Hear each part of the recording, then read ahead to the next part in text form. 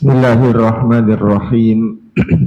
Assalamualaikum warahmatullahi wabarakatuh. Innal hamdalillah nahmaduhu wa nasta'inuhu wa nastaghfiruhu wa nastahdihi wa natubu ilaihi wa nashhadu an la ilaha illallah wahdahu la syarikalah wa nashhadu anna Muhammadan abduhu wa rasuluh. Allahumma salli wa sallim wa barik ala nabiyyina wa rasulina Muhammad wa ala alihi wa sahbihi ajmain wa ba'd. Bapak-bapak, ibu-ibu, jamaah sekalian yang dirahmati oleh Allah, pertama dan yang utama, mari kita selalu bersyukur kehadirat Allah Subhanahu wa Ta'ala yang telah memberikan kita banyak sekali rahmat, nikmat, sehat, dan nikmat-nikmat yang lain. Mudah-mudahan semua nikmat yang kita syukuri itu senantiasa dapat meningkatkan kualitas iman, ilmu, dan amal soleh kita. Salawat dan salam mari kita sampaikan kepada junjungan Nabi kita, Nabi Muhammad Sallallahu Alaihi Wasallam, beserta keluarga, para sahabat, dan pengikutnya semua. Bapak Ibu sekalian, pada 2 bulan yang lalu kita sudah membahas tentang hijrah, tapi secara sepintas ya, karena memang teksnya itu sangat ringkas. Khulasatus sirah an-nabawiyah. Nah, ini akan kita perdalam dengan pembahasan hijrah menuju khaira ummah dan ummatan wasato. Hijrah menuju umat yang terbaik dan umat pertengahan atau moderat. Kelihatan ya.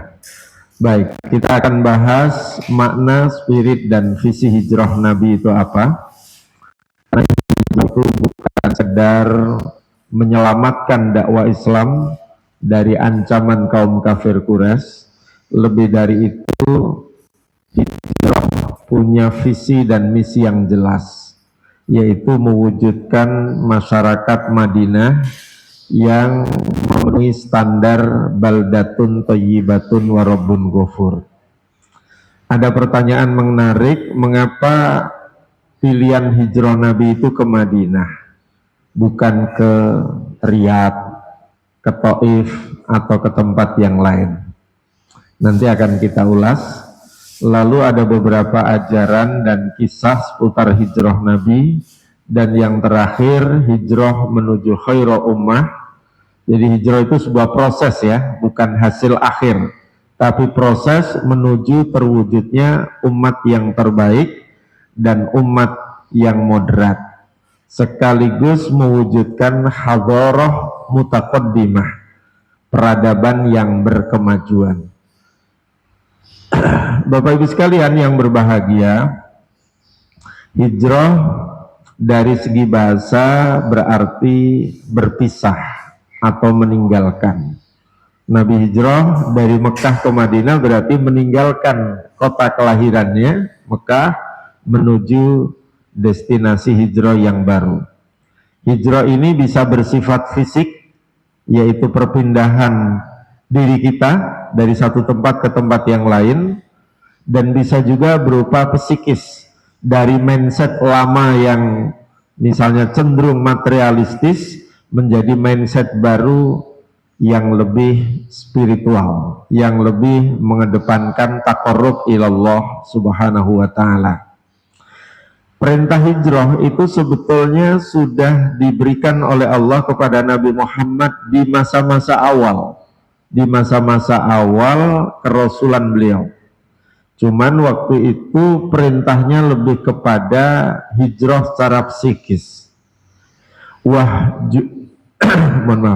Wahjuruhunna fil madaji. Ini beberapa ayat yang berkaitan dengan itu, berkaitan dengan hijrah.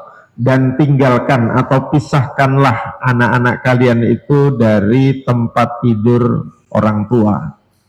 Ini awalnya bersifat fisik di sini, kemudian bersifat psikis, misalnya Dalam ayat kita jumpai ya Rabbi inna qaumi ittakhadhu hadzal qur'ana mahjura. Wahai Tuhanku, sesungguhnya kaumku telah menjadikan Al-Qur'an ini sesuatu yang tidak diacuhkan, sesuatu yang ditinggal, sesuatu yang tidak diberi perhatian, dicuekin, kira-kira seperti itu. Tidak mengacuhkan Al-Quran berarti meninggalkan atau mengabaikannya. Dalam hal ini bersifat psikis, karena orang yang mencuekin Al-Quran kan berarti tidak menunjukkan perhatian, tidak mau membaca, tidak mau mengkajinya. Itu bersifat mental, psikis ya. Dalam kitab At-Ta'rifat yang ditulis oleh Al-Jurjani, definisi hijrah itu adalah meninggalkan tanah air, negeri yang didominasi orang-orang kafir, menuju negeri yang beragama Islam. Pada waktu itu konteksnya adalah meninggalkan kampung halaman Nabi yang lebih didominasi oleh kaum kafir Quraisy, menuju tempat baru yang nanti mayoritas penduduknya beragama Islam. Tentu tidak dari awal ya. Hijrah kemudian juga dimaknai sebagai bermigrasi, berpindah, baik berpindah secara fisik, psikis maupun mental spiritual, dari kondisi tertentu menuju kondisi yang baru. Bahkan salah satu hadis Nabi misalnya menyatakan, engkau sholat sejatinya engkau adalah berhijrah, yaitu hijrah ilallah.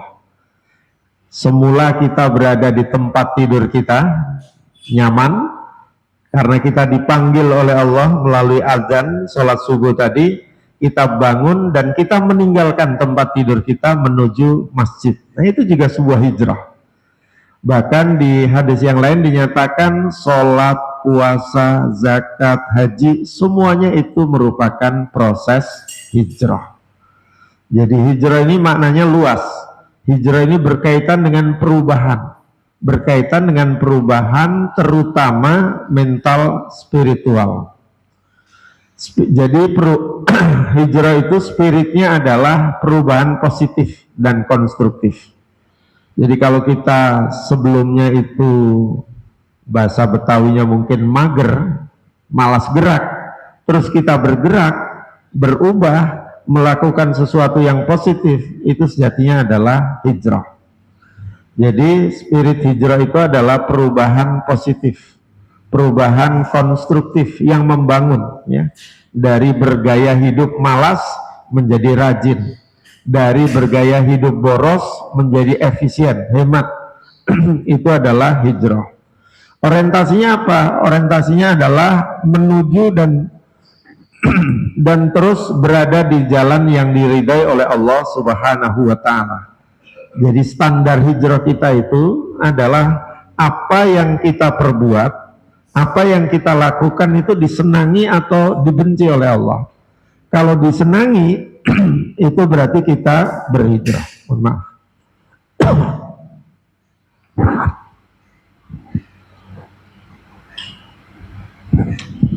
Hijrah itu harus dimulai dari ketulusan hati untuk menjauhi perbuatan dosa, perbuatan maksiat, dengan melakukan perubahan-perubahan positif menuju jalan dan ridha Allah Subhanahu wa ta'ala.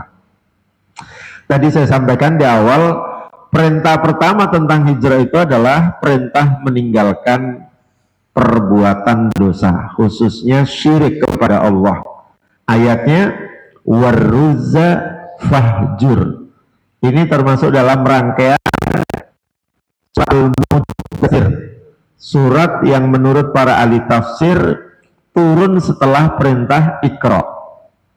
Jadi setelah Nabi turun dari Jabal Nur, dari Gua Hira, merasa kedinginan, minta diselimuti oleh istrinya, dan setelah ya sekian lama turunlah ayat ya ayyuhal muddatsir kum fa'andir wa rabbaka fakabbir wa thiyabaka fatahhir warruzza fahjur.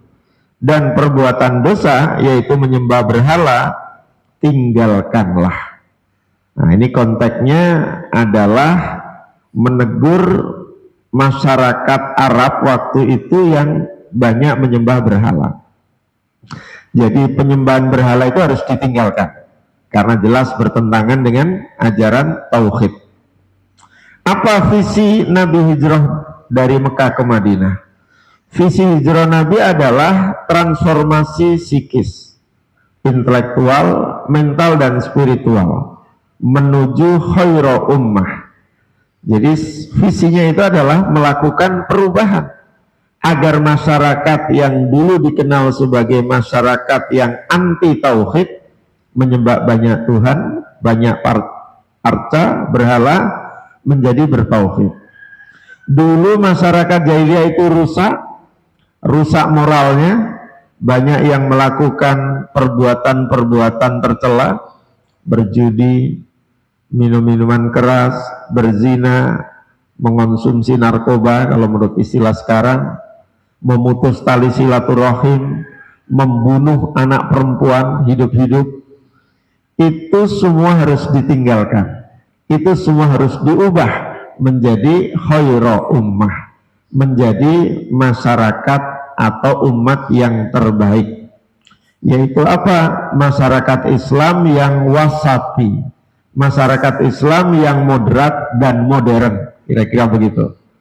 Nanti akan kita jelaskan wasati itu seperti apa, yang dalam terminologi Muhammadiyah itu kemudian dipahami sebagai masyarakat Islam yang berkemajuan, berperadaban dan berkeadaban. Saat ini Barat itu berperadaban, peradabannya maju, tapi cenderung tidak berkeadaban, cenderung tidak menjunjung nilai-nilai etika dan moral. Sebagai contoh, Amerika dan Israel itu kan maju tuh, menyerang secara sepihak kepada negara berdaulat seperti Iran itu tidak beradab. Apalagi sampai sekarang perangnya seperti itu, membabi buta. Israel menggenosida rakyat Palestina itu jelas melanggar hukum internasional dan tidak berkeadaban.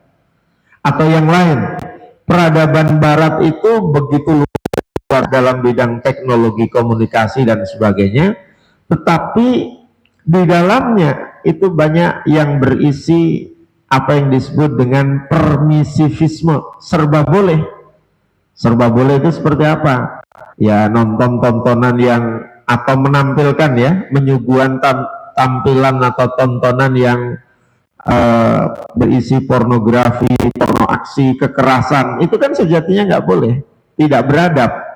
Tapi itu atas nama materialisme, atas nama kapitalisme, itu bagian dari cara mereka mencari duit, gitu. Berperadaban tapi tidak berkeadaban. Nah, Islam ingin dua hal ini dipadukan, berperadaban sekaligus berkeadaban. Esensi hijrah bukanlah migrasi fisik. Kalau cuman fisik saja itu tidak berimplikasi atau tidak berdampak pada perubahan yang signifikan. Lebih dari itu, transformasi yang dinamis, yang progresif dalam rangka perubahan mindset, cara berpikir dari mindset jahiliyah. Jahiliyah itu apa? Jahiliyah itu isinya satu, kemusyrikan, kebiadaban, dekadensi moral, kemaksiatan, dan karakter-karakter yang negatif. Itu jahiliyah. Jadi kalau sekarang ini misalnya masih banyak korupsi, itu mindsetnya masih jahiliyah, perilakunya, gaya hidupnya masih jahiliyah. Orang sering menyebut itu neo jahiliyah, jahiliyah modern. Di era modern ini masih banyak orang yang kemudian mengonsumsi miras, minuman keras, narkoba, dan lain sebagainya. Yang nggak ada bedanya dengan perilaku masyarakat jahiliyah di masa Nabi. Jadi mindsetnya adalah bagaimana merubah dari kondisi jahiliyah menjadi atau menuju paradigma ilahi, paradigma Allah, cara dan sistem berpikir sebagaimana yang ditetapkan oleh Allah, yaitu dengan mengamalkan nilai-nilai Islam dalam kehidupan sehari-hari.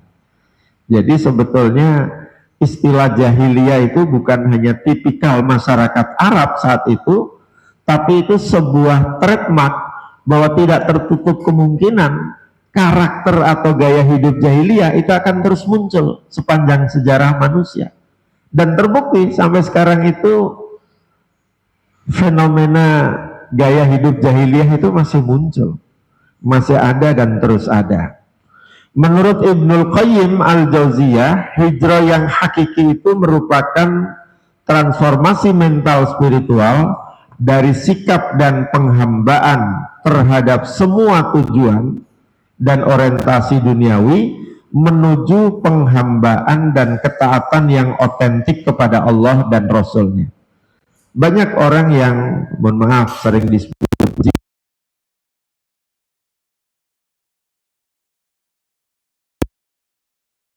di suara, menghalalkan segala cara, itu berarti sama dengan menghambakan diri kepada selain Allah.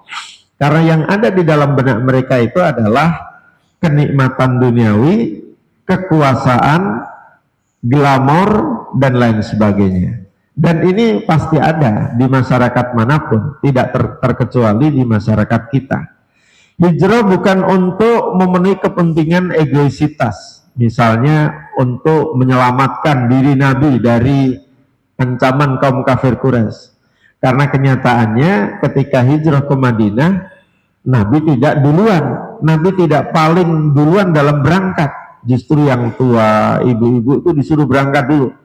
Nabi justru paling akhir, termasuk sahabatnya Abu Bakar yang menemani, dan nanti Umar serta anak-anak atau putra-putri dari Abu Bakar.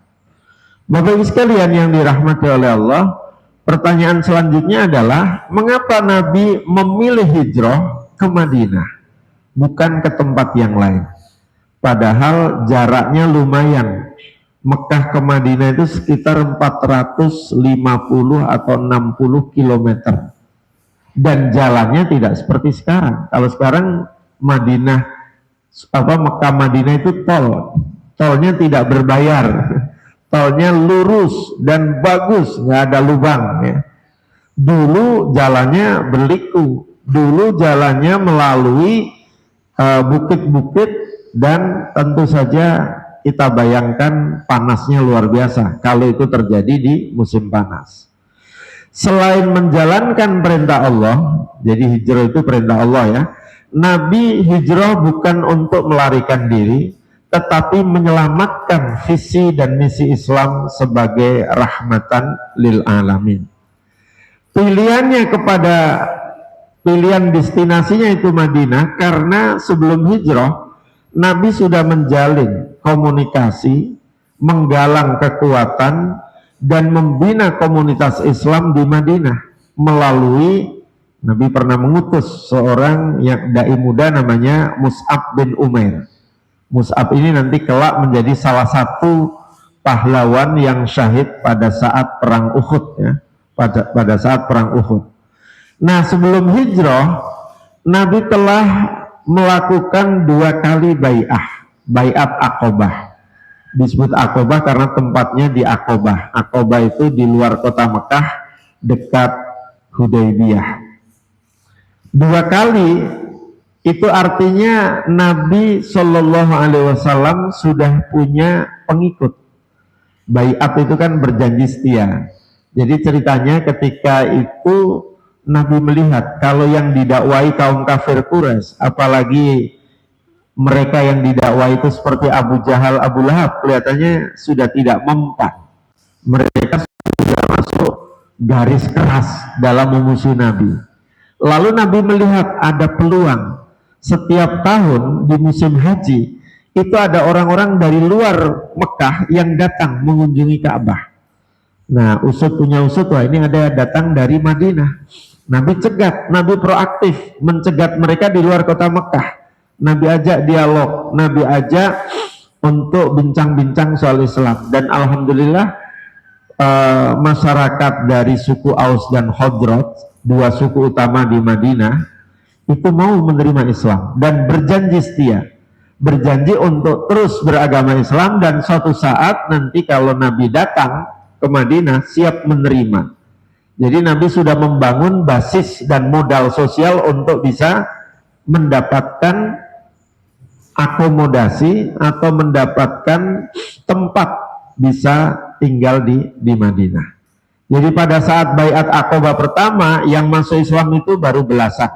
Ada yang menyebut 13, ada yang 15, ya paling banter 19. Lalu cikal bakal yang katakanlah 15 orang ini tidak dibiarkan oleh Nabi. Nabi mengutus tadi Mus'ab bin Umair untuk memantapkan Islam mereka.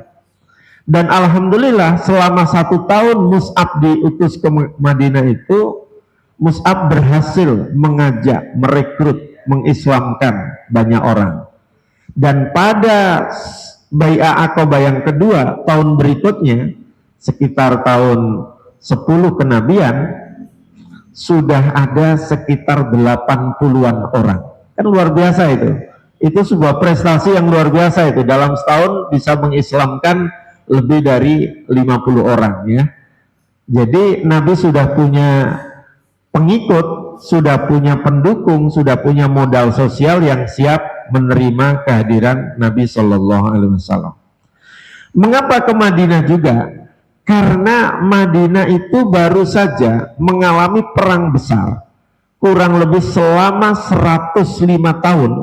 Jadi perangnya itu terus menerus nih, antara dua suku utama tadi, suku Aus dan Khazraj. Nah kira-kira 5 tahun sebelum hijrah, perang besarnya itu menyebabkan banyak tokoh-tokoh penting mereka itu tewas, meninggal. Sehingga mereka sudah mulai belajar dari pengalaman. Ini kalau perang terus kapan bangunnya? Kalau perang terus kapan bisa hidup rukun dan damai? Akhirnya mereka sebetulnya ketika ke Mekah, ketika melaksanakan haji, tapi jangan dipahami haji seperti sekarang ya, intinya mengunjungi Ka'bah, mereka mulai berpikir, ini sepertinya perlu ada tokoh yang bisa menengahi dan memimpin masyarakat mereka, masyarakat Madinah yang terdiri dari suku utamanya Aus dan Khazraj. Sebab mereka itu saling tidak bisa menerima. Kalau dipimpin oleh suku Aus, Khazrajnya protes. Demikian juga sebaliknya, sehingga perang terus. Karena memang sistem kehidupan sosial masyarakat Arab itu menganut tribalisme, kesukuan, dan kesukuannya kuat. Jadi kalau ada suku tertentu yang memimpin, suku yang lain mungkin yang masih bertetangga itu kadang-kadang nggak bisa menerima. Akhirnya terjadi perang. Jadi perang itu memang bagian dari kehidupan mereka. Selain karena tadi rivalitas antar suku, perang yang terjadi di antara mereka itu juga dalam rangka memperebutkan oase, mata air, memperebutkan lahan subur agar mereka tetap bisa bertahan hidup. Karena ada perang antar suku ini pula, masyarakat Arab kemudian menganut sistem perbudakan. Mengapa terjadi perbudakan? Karena kalah perang. Jadi dulu begitu, kalau bangsa itu kalah perang, ya sudah, yang dikalahkan itu bisa diperbudak oleh yang menang. Jadi adanya perbudakan itu antara lain karena sistem hidup kesukuan yang saling mengalahkan, saling berperang, dan siapa yang dominan, siapa yang kuat, itulah yang memangsa yang lemah. Jadi itulah alasan mengapa Nabi hijrah ke Madinah. Hijrah ke Madinah ini menyebabkan masyarakat Madinah mulai bisa menerima pemimpin dari luar, dan ini sudah masyhur di masyarakat Arab bahwa pemimpin yang dianggap tangguh, yang bisa menengahi, bisa mendamaikan itu adalah pemimpin dari suku Quraisy. Dan bukan kebetulan ya, dan Nabi memang berada di atau menjadi bagian dari suku Quraisy. Bapak Ibu sekalian yang dirahmati oleh Allah, hijrah Nabi itu terjadi pada 24 September tahun 622. Nabi sampai di Madinah itu tepat pada waktu duha, pagi hari Senin bertepatan dengan 12 Rabiul Awal pada tahun pertama Hijriah. Ada yang menarik, kalau Bapak Ibu melihat ini, peta ini, Nabi itu hijrahnya tidak menempuh jalan biasa, jalan yang biasanya dilalui oleh kafilah dagang dari Mekah ke Syam. Tapi beliau putar balik.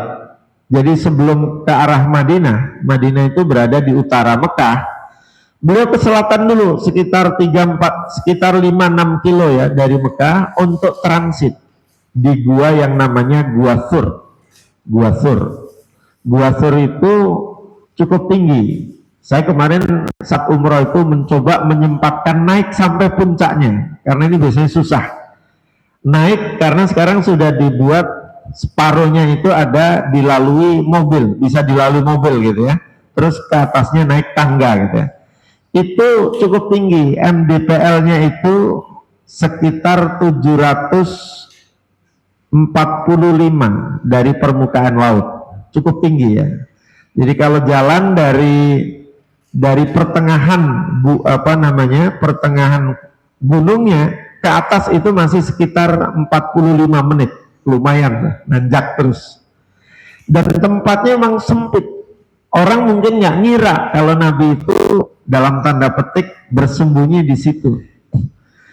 Jadi ke selatan dulu. Jadi yang hijau ini adalah jalur Nabi ini. Mengapa membentuk seperti seperti ular kalau berjalan, supaya Nabi bisa menghindar dari kejaran musuh. Itu kan ketemunya hanya beberapa kali saja, itu 1, 2, 3, 4, hanya 4 kali titik ini. Jadi berusaha menghindar dari jalan yang umum yang biasa dilalui. Ya tentu kalau dibayangkan dengan sekarang 5 jam pakai bis sampai atau 2 jam pakai kereta cepat sampai, dulu itu perlu waktu sekitar kalau tidak 1 pekan 10 hari itu. Kira-kira seperti itu. Lumayan.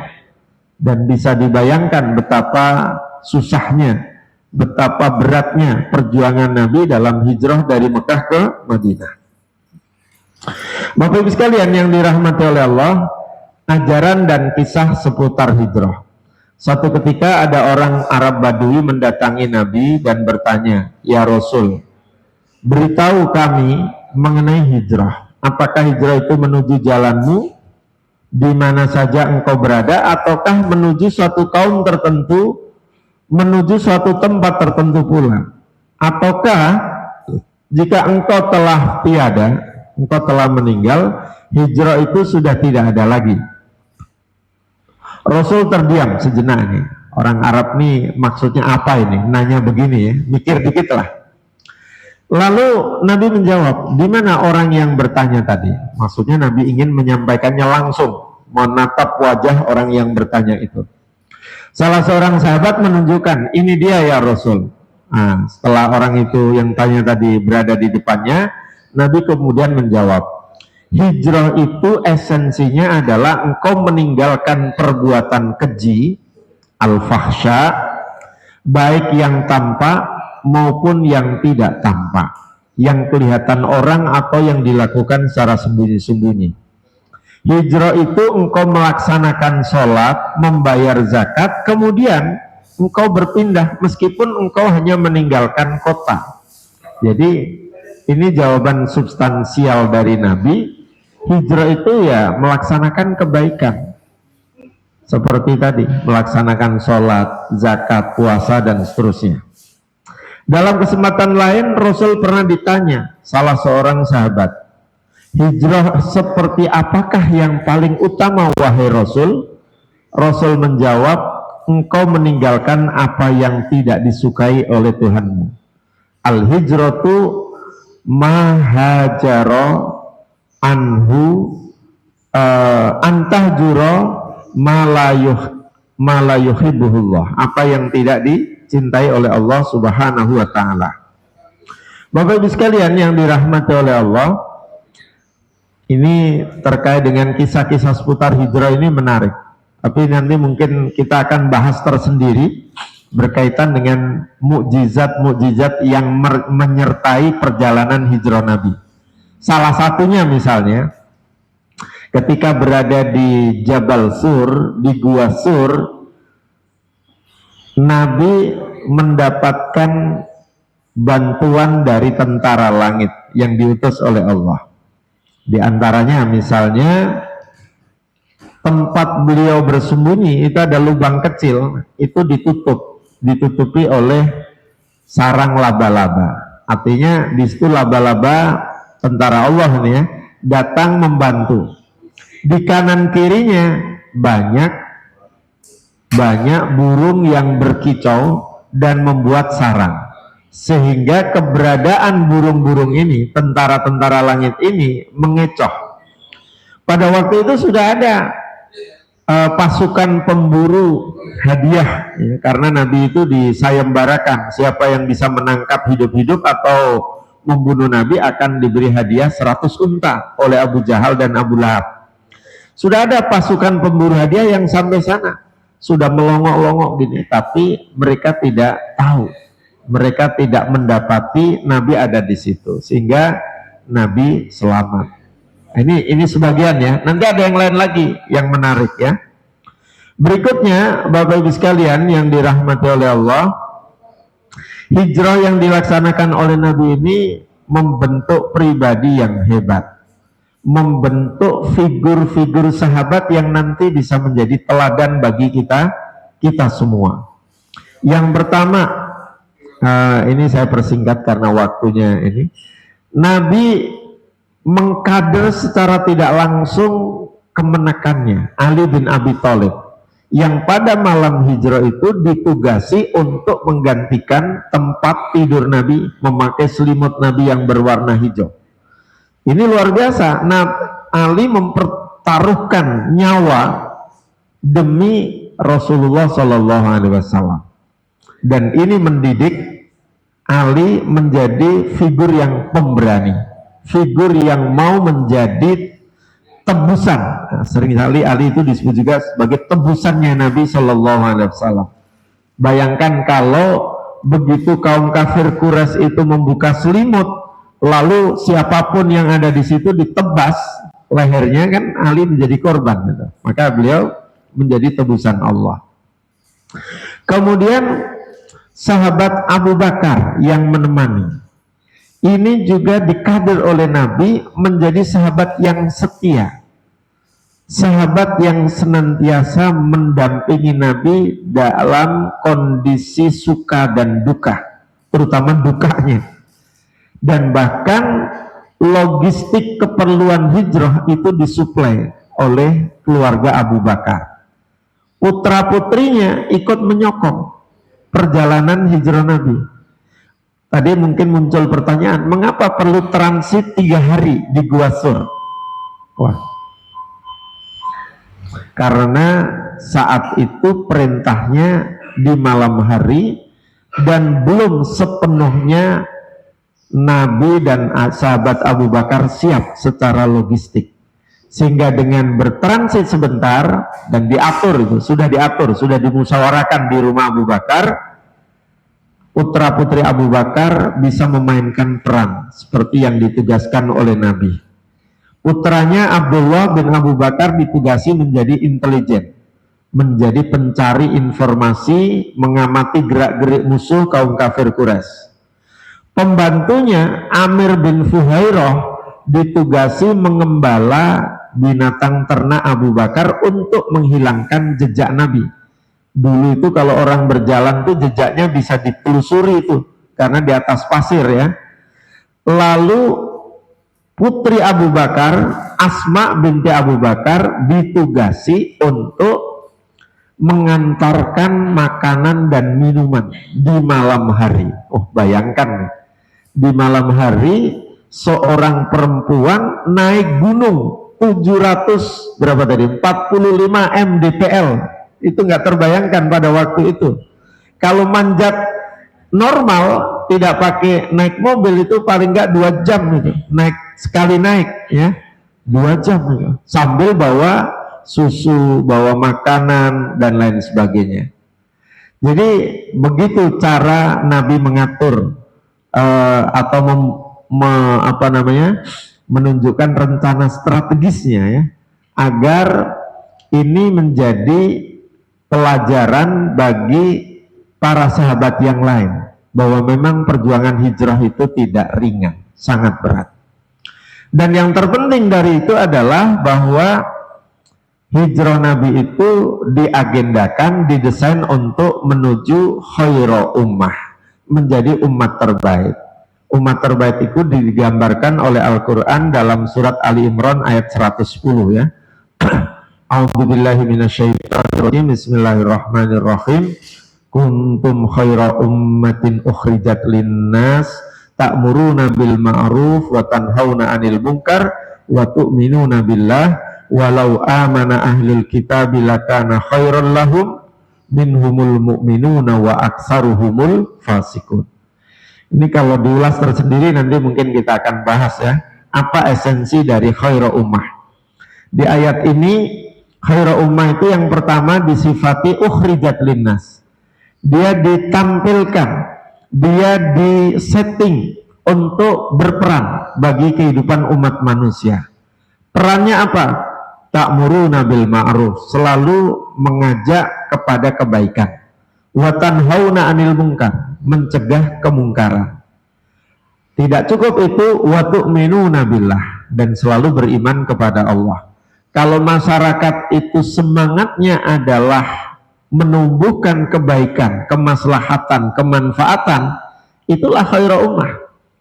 Tapi kalau dalam suatu masyarakat itu semangatnya merusak, merusak itu bisa dengan banyak cara ya, merusak hutannya, merusak kekayaan negara dengan korupsi, merusak generasi muda dengan narkoba, merusak masyarakat dengan mengadu domba, itu berarti bukan khairu ummah. Jadi itu perubahan positif ya.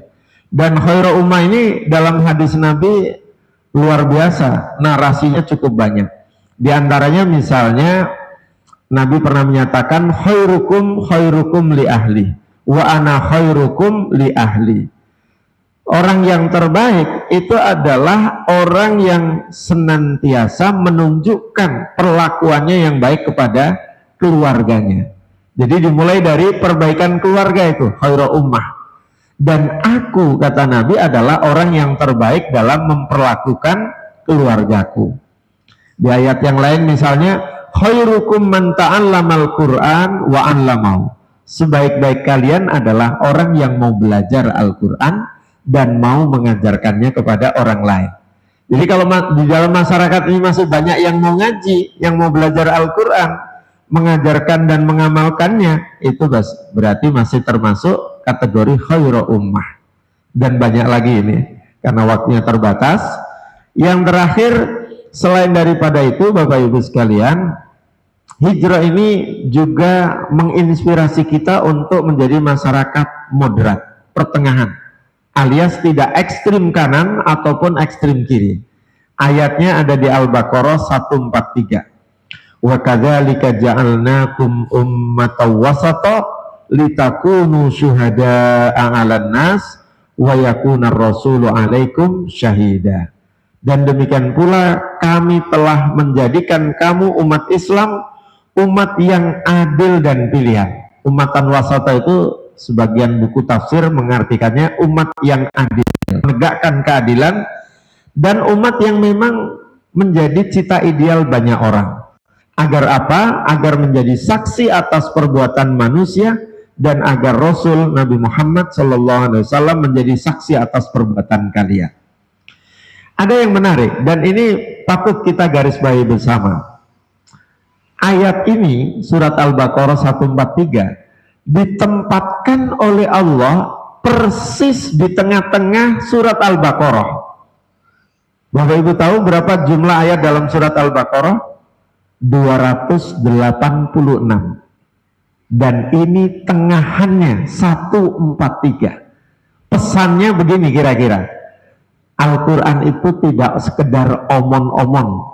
Al-Quran tidak hanya mewacanakan sesuatu, tapi betul-betul melaksanakannya. Buktinya ketika bicara umat tengahan, umat moderat, ayatnya diletakkan di paling tengah dari surat Al-Baqarah. Ini kan menarik ini. Jadi hijrah ini mengajarkan kita untuk menjadi orang yang bijak, menjadi orang yang berusaha untuk berlaku adil dan menegakkan kebenaran. Saya kira demikian, ini sudah masih banyak yang bisa disampaikan ya, mudah-mudahan nanti bisa dilanjutkan lagi karena waktunya memang terbatas. Sekali lagi dengan kita belajar sejarah hijrah Nabi ini, kita insya Allah banyak mengambil inspirasi, mengambil banyak pelajaran bahwa betapa dulu Nabi Shallallahu Alaihi Wasallam itu dalam berhijrah mengalami ujian-ujian yang luar biasa berat. Kita sebagai umatnya, kita bersyukur bahwa apa yang diteladankan oleh Nabi itu mudah-mudahan bisa menjadi pemacu semangat untuk menjadi khairul ummah dan menjadi ummatan wasatoh.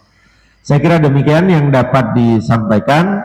Kalau ada pertanyaan atau ada yang ingin didiskusikan, disilakan. Ada Bapak Ibu? Bapak-bapak aja ya, ibunya di bawah.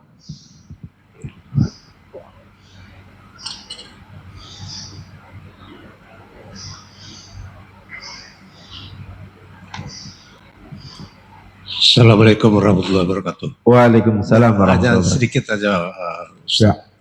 Itu penunjuk jalannya tuh orang Yahudi ya? Ya, ya. Itu ada apa hal yang penting nggak bisa dijelaskan ya? Kenapa Yahudi, dari mana dia? Yahudi Mekah apa Madinah? Terima kasih. Baik, terima kasih. Namanya pemandu atau penunjuk jalannya itu Abdullah bin Uraikid Al-Laitsi. Itu seorang Yahudi ya dalam buku sirah. Tapi saya belum cukup dalami siapa dia. Cuman yang saya bisa pahami atau bisa sampaikan sementara, nanti saya coba telusuri lagi literaturnya.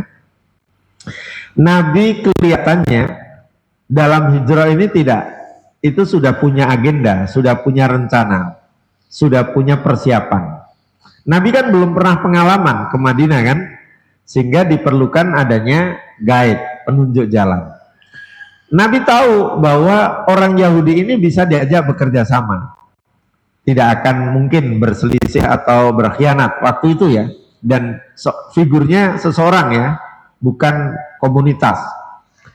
Dan Nabi memahami betul orang Yahudi ini kalau diajak kerjasama dan diberi upah secara profesional mau, dan buktinya begitu. Sekaligus mendampingi, jadi bertiga, Nabi, Abu Bakar dan Abdullah bin Uraikid Al-Laitsi. Saya tidak tahu persis setelah itu apakah dia masuk Islam atau tidak. Yang jelas dia ini adalah orang yang sudah dipersiapkan oleh Nabi untuk bermitra dalam mendampingi, menunjukkan arah menuju apa? Menuju Madinah. Sebab kalau ke sana tanpa guide boleh jadi tersesat Pak, atau nyasarnya bisa menjauh gitu.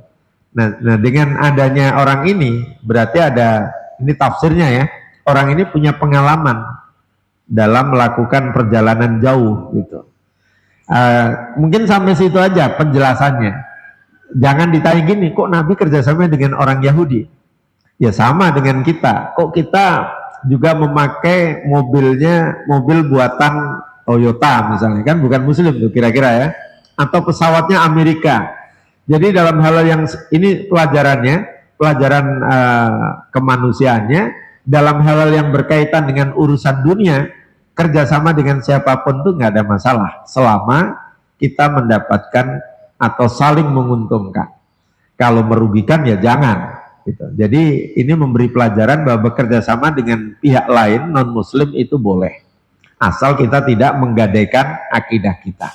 Saya kira itu, nanti saya coba telusuri ya figurnya, saya belum sempat menelusuri secara detail ya siapa sebenarnya Abdullah bin Uraikid Al-Laitsi.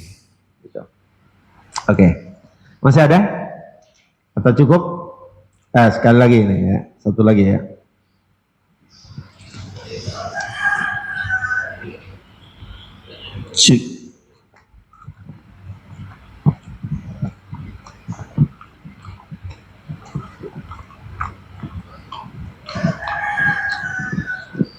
Assalamualaikum warahmatullahi wabarakatuh. Izin bertanya, Ustadz.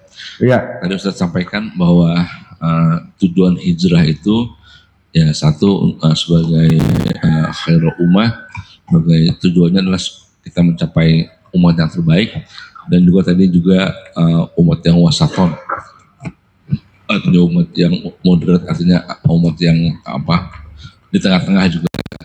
Juga pertanyaan sebelumnya juga disampaikan bahwa ternyata Nabi Muhammad dalam hijrah itu juga dibantu oleh Yahudi.